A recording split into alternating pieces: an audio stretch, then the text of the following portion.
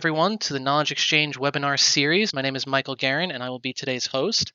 I'm very excited to introduce today's guest speaker, Matt Lanza.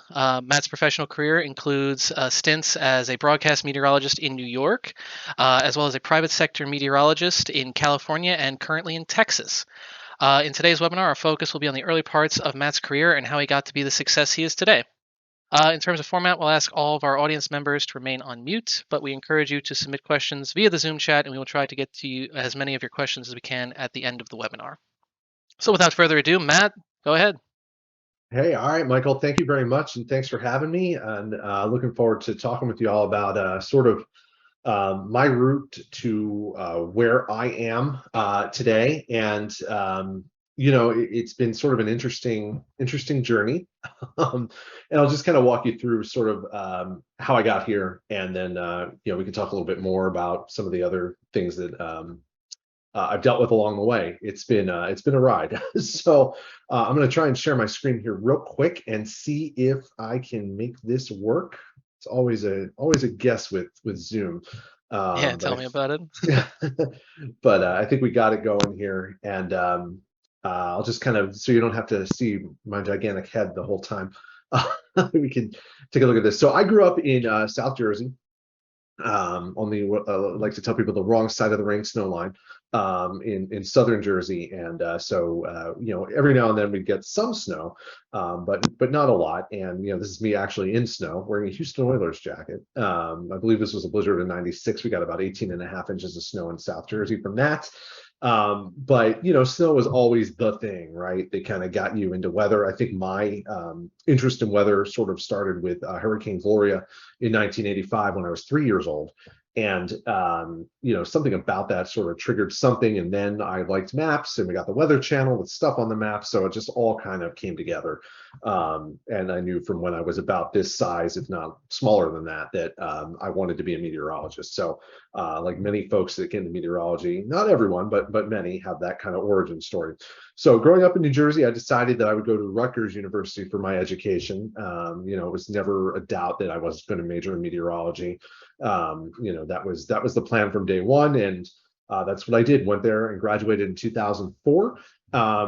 Going through school, it was at that time, and even to some extent today, I feel like it's the same way, but you have, like, you're going to go the broadcast route, you're going to go the National Weather Service route, or you're going to go into research and go to grad school. It's sort of like those are your three primary paths, and there was always the random stuff that was out there that maybe you could get into. But not knowing a lot about what that was, I decided that for me, I wanted to pursue the broadcasting side. That was kind of like, well, let's see how it goes, and maybe it works, maybe it doesn't, but it doesn't hurt to try.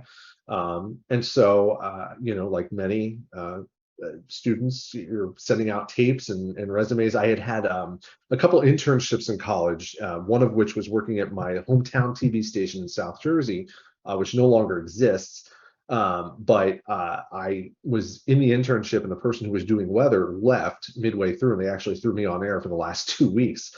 So I got broadcasting experience sort of under my belt, and Rutgers has a great program called Weather Watcher, which is allowing for college students to practice their weather presentation to the college community. So having all that exposure, it's not like I was just going in blind. I kind of knew a little bit about what the industry was like, and timing and all that, and getting your stuff out in 3 minutes. That was one of the biggest challenges, obviously, but a little bit of practice, you get used to that. So I applied to a bunch of different places, and I got called back for a part-time job in Syracuse, in upstate New York. And I used that as sort of a gateway into the industry, because I wasn't getting a lot of other responses. So the Syracuse job was part-time weather producing off air, but it would introduce me to all the graphic systems and how to put a show together and all that stuff. It was good experience that I really hadn't had a lot of to that point. So I decided to take it. The station had their own Doppler radar, so I was like, this is cool. We can use that too, and get some exposure operating a radar. And so it was great. It was a great place to work with. I met Dave Longley, who is still at the TV station there, WSYR in Syracuse. And he no longer does weather, but he's sort of an assistant news director at the station. But I consider sort of my mentor. I worked with him in mornings, and he explained a lot about You come out of school and you have this attitude that I'm a meteorologist, I'm a scientist, I'm explaining science information, but he had a really good attitude that, look, you just got to get to the point and tell people what they want to know. And it really illuminated a lot of things for me, in terms of that sort of side of the business that, I, maybe thought of, but never really fully understood or appreciated. So he was a great person to learn from. But the problem there was that all the people that were in their met roles weren't going anywhere. So there's no real room for me to move up. And so I actually applied to a full-time position in Utica, just down the road from Syracuse, for a weekend job, and got that after about 9 or 10 months in Syracuse, which was, a good logical change for me, to sort of, I wanted to, work full-time in the industry. Syracuse is obviously a great market. It's a bigger market, but Utica gave me more experience. So I moved there and stayed there for about 4.5 years. Again, great experience. Got to oversee changing a graphics system. Obviously, got to do the fun TV stuff, live shots and things like that, and dealing with lake effect snow, making up for all the years that we got rain instead of snow growing up. Was a little bit more than I bargained for, but it was a lot of fun. Lake effect is a really hard phenomenon to forecast, but I strongly suggest you take the opportunity, if you have it, to try and forecast some of these things that are a little bit more challenging, because you'll learn a lot both about yourself and about the weather. So in Utica, it was good. The chief meteorologist there at the time had some health issues, so she was gone for a while. I got to fill in, so I got exposure there, which was great.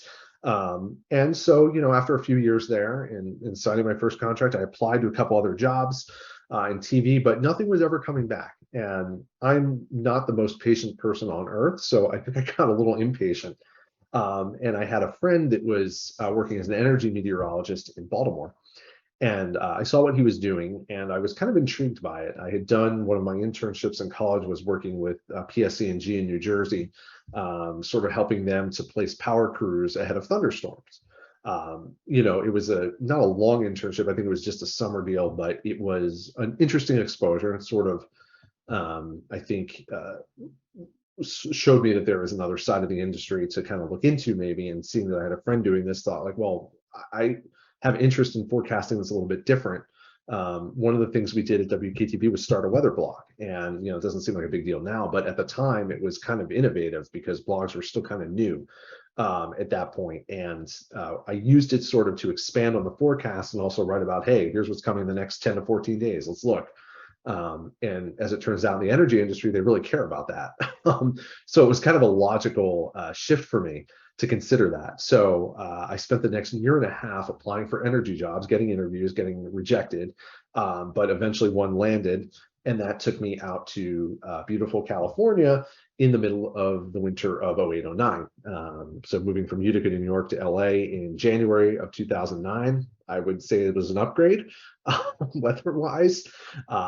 And it was a great experience moving out there, working for Southern California Edison, which is a major utility in the Los Angeles area. So I got to move to the LA metro area and experience all the LA things. And it was a good learning experience, again, because Santa Ana winds, the marine layer, both mesoscale things like lake effect that were very difficult to forecast, but had a huge impact. And again, you learn a lot about forecasting in those environments. The more complex it is, the more difficult it is to forecast. People think forecasting in Southern California is easy, and it is to an extent, but when you're dealing with small scale features like that, it can create a lot of significant complexities to the forecast that I think people don't fully understand. But it was a good experience to kind of get into the energy industry, especially with the utility that is serving their customer base. And basically my job was to forecast weather for the next 7, 8, 9 days. And they take my temperature forecast for a bunch of cities in SoCal and put them through a model that they built to help forecast what that meant for energy demand. So basically we're predicting how much energy are we going to need for the next day, 2 days from now, 3 days from now, et cetera. And what a lot of people don't really appreciate is that weather is the ultimate driver of that. If it's hot, people are going to turn on their air conditioning. If it's cold, people are going to turn on their heat. If it's not, they're not going to do those things. So that creates different demand pictures. In Southern California, a big issue with load forecasting is cloud cover. So that's why the marine layer was kind of important, because The more time it stays cloudy, the less load you're going to have from customers. Because the sun's not out, it's not heating things up, and then you get some days where it's really cloudy and really dark, and you get more lights turned on, so you get more lighting load, like in the middle of winter. All these little things I never even really thought about are actually a really big deal to folks in the energy industry. So I got to do that, got to do a little wind forecasting, learn more about renewables, because that's obviously a huge deal in California. Wind forecasting was not something I had done, so I got to learn about that. We had hydroelectricity plants in the Sierra, so I got to visit those and see how that operates. And then obviously wildfires. They're not as big a deal. They weren't as big a deal when I was there as they are now. Now it's a huge deal for utilities. And they have really staffed up because of that. There's a lot of meteorologists working for companies like PG&E, Southern California Edison, San Diego Gas and Electric, because of wildfire risk. It's a huge deal out there, because they need to know when to turn off the power in certain wind situations to prevent forest fires from growing. So a lot of responsibility as well, for sure, out there. So no shortage of interesting things, but ultimately, California really wasn't where I wanted to be. It's a great place, and I totally understand why people love it, but it just was a little tough to get used to the earthquake risk, if I'm really being honest, and the cost of living and things like that. But Houston was sort of where I wanted to end up, because there were a lot of energy jobs in Houston. So if something ever happens and went awry, there would be other opportunities in that place that would allow me to find another job if I had to. Plus, it was a good place for my wife to work. Something else to consider when you're looking at your career opportunities is what your significant other is doing, if you have one at that point. Because you need to make it work, and it's not like we exactly talked a ton about moving to California before it happened. So for this, it had to be more adequately planned out. So to work in Houston, though, we had to move to Jacksonville, Florida. I worked for Deutsche Bank Energy Trading, and they had a seat open up. But to do that, the stipulation was live a year in Jacksonville, work at our office there, and then you can move to Houston. Great, did that, fine. A little bit more moving, but it's fine. So for this job, it was sort of what I was doing at SoCal Edison, but on a larger scale, at looking at a national level, and dealing with how energy demand was going to look in all different markets, not just Southern California. So I got to do more forecasting of that. I got to work with another meteorologist there that explained a lot of things to me. It was a more intense environment, because they're more of at the utility, you're just trying to get power for customers as cheap as you can, whereas working for an investment bank, they're a little bit more into profit. So there's a little bit more, I think, riding on their decision making, and they're making bigger bets on the weather. So there was more to deal with that. At one point, they had a significant amount of layoffs take place, including my boss. So eventually, I was the only meteorologist there out of 3 that when I started, and I got to dabble a little bit into ag forecasting for things like wheat and corn and different parts of the world. So I got to look at more global forecasting, and then I got to talk to some of the people in the equities group in New York, and they want to know how weather's going to impact different companies, perhaps their stock price ultimately. So it was a lot of different things. We would meet with different customers and kind of give them the forecast, things like that. And then eventually they had another round of layoffs, and they decided they were going to close up shop, and I got let go. And this was in 2013 at the end of the year. So I was there for I spent 2 years in California, and then about 3 and change at Deutsche Bank. But moving to Houston was, again, the reason being was to find another job if something happened. Something happened, and I found another job, thankfully, with where I'm at now, Cheniere Energy. One of the former Deutsche Bank traders worked there and was setting up a team, and said, hey, I need somebody to do weather. Are you interested? And I'm like, yes, sure. So I started with Cheniere in 2014. Same sort of idea, forecasting national weather as it relates to energy demand, but also forecasting around a couple of our assets. Cheniere is a liquefied natural gas exporter, and what they are concerned with is how weather is going to impact their operations at their terminals. So things like wind, fog, severe weather, obviously hurricanes on the Gulf Coast are big important things that they're concerned with. So I do a lot of forecasting around that. And while in Houston, it sort of happened that a mutual friend of myself and Eric Berger, who was the science writer at the Houston Chronicle, got us in touch with each other, and he was looking for somebody to help write about weather. And this was sort of right around the time that I wasn't sure if I was going to get another job or not. I was, down for about 3 months. And so I agreed to do it. And so I started writing about weather on Fridays in the Houston Chronicle. Um, Eric had started a really good science blog, had a lot of followers. It was a cool thing. So I was like, I can use my communication time from TV to do this. And I started a blog in New York. So this is logical. Thankfully, Cheniere was okay with me continuing to do that. And when Eric left the Chronicle to go work for Ars Technica, we started Space City Weather, which has become kind of like the Capital Weather Gang on a smaller scale for the Houston area. And we write about weather every day. And I still do Friday posts and some other stuff as well. I do a tropical update every week during hurricane season. And basically, it during Hurricane Harvey, it went from just sort of like a secondary thing to, oh, wow, this is actually kind of a big deal now. People are actually really relying on us for information. So it became a lot more serious then, became serious again during Hurricane Laura in 2020, when that was still potentially threatening Houston before it went into Louisiana. So we have grown quite a following, and it's almost like another full-time job now. Thankfully, with me only working 1 day a week, that helps a lot. But we do take it pretty seriously, so we try to keep up with it even during big weather. So sometimes during big weather events, I'm bouncing back and forth between Cheniere work and Space City Weather work, but it all works out, and everything's good. So yeah, time in Houston has been interesting. We've had some significant weather, obviously with this blog. I've been very plugged into the community more, and learning about how weather impacts people's lives, more than just what they need to wear or what they need to do each day. It's a real sobering reality to kind of learn from, and to sort of process new information, and make you a better forecaster and communicator, because now you can understand sort of what people actually go through during weather, more so than the actual weather itself. So that's been a real important dynamic to learn from, I think, while being here in Houston. So I'll just kind of leave it at that. And Michael, you can take it away if you got any questions.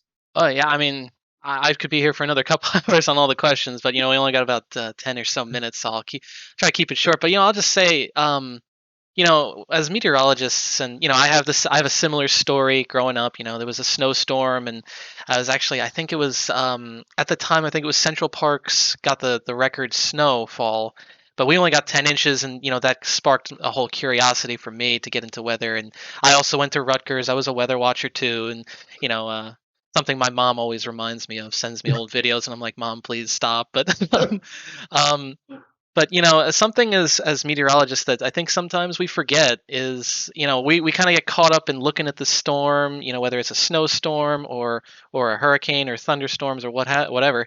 But and we're like, wow, that's a really big tornado. That's so cool. But we kind of forget, like, people's lives are being destroyed at that moment in the tornado, and you kind of have to it's good that it's a good lesson to always, even if like you do now, that people's lives are being impacted by these things. It's always good to Yes. remind yourself every now and then. But as far as questions go, so I would say, you moved, from New Jersey to New York, which isn't that far, but it's still a change. And then all the way to California, then all the way to Florida, then all the way to Texas.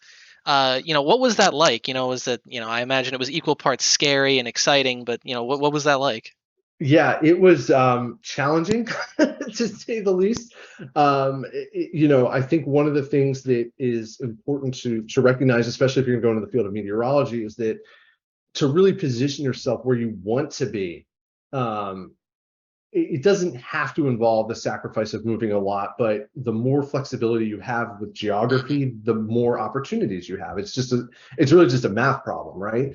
The more places you can work, the more jobs that are going to be there. So, thankfully for us, we sort of, myself and my wife, we sort of, I don't want to say we've had a nomadic lifestyle, but we've always dealt with distance. Like, she was at UConn when I was at Rutgers, and then she was doing her grad work in Albany while I was in California. So there was a lot of that going on. So we just kind of were okay with the distance thing. So it helped out, and we could move around and be flexible. But I'm not going to lie and say it's not challenging, because it's extremely challenging to deal with that much moving over a certain amount of time.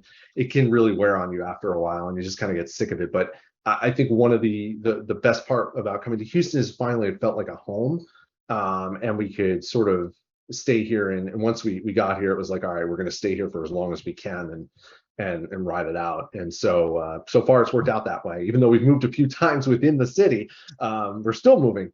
It's been a lot better. Yeah. Do you have any advice for young career people, maybe even someone like myself Mhm, who, might be, they might say like, oh, well, maybe they live in Kansas or something. Like, mhm, I don't really want to move to New York, or maybe they're thinking about it and they're not mhm. sure. Do you have any advice for people like that? Yeah, I would say a couple things.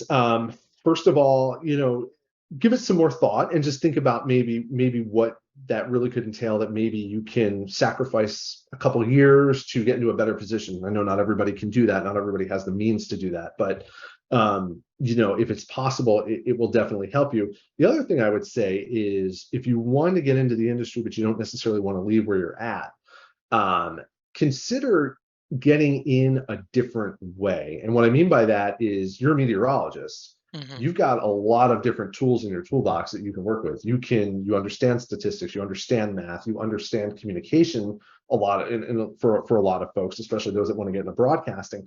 So, maybe get involved in, an entry level communication job with a company or something that needs somebody to help internal, external communications.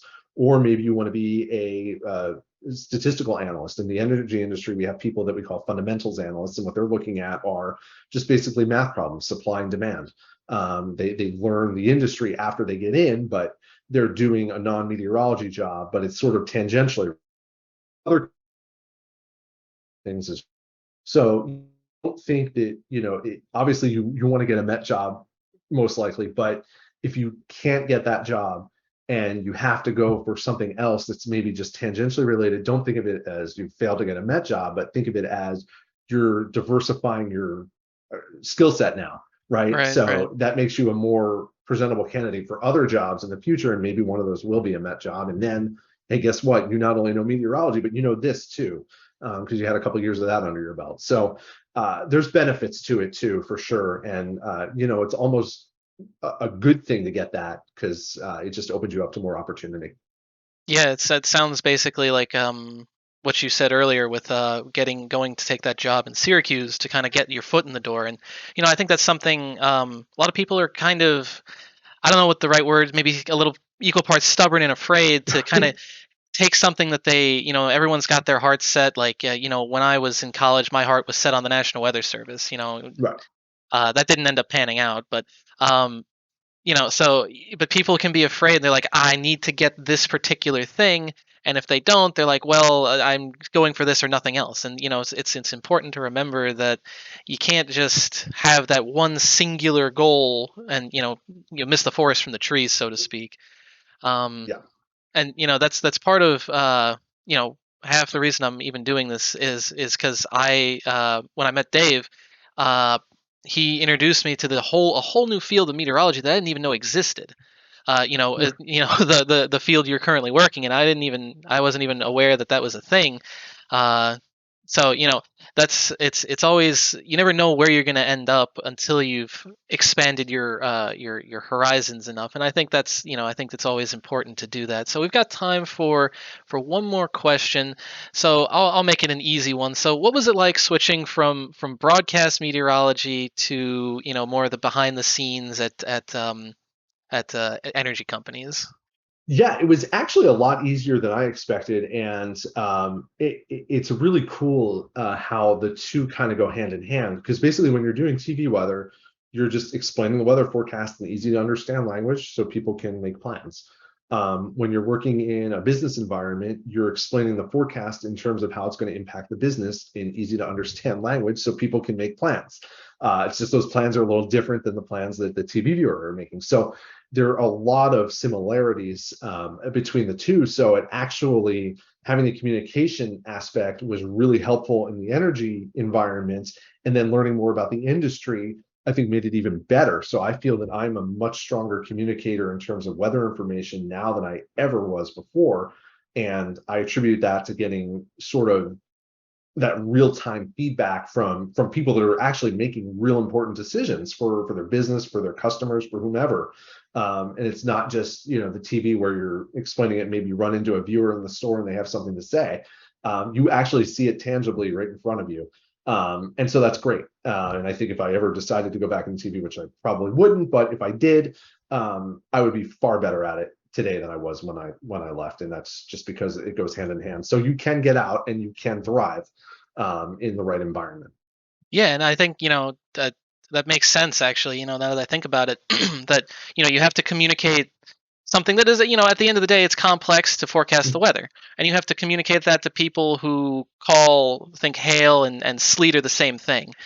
uh, a pet peeve of all meteorologists. So and then you I, get I I yeah, was go just going ahead. to say, I once got a call from a viewer when I was working in TV when I was talking about grapple on air, and they were like, "Well, I have the dictionary in front of me, and I don't see that word anywhere. So I don't. I think you're making up words." I'm just like, Yeah. sorry.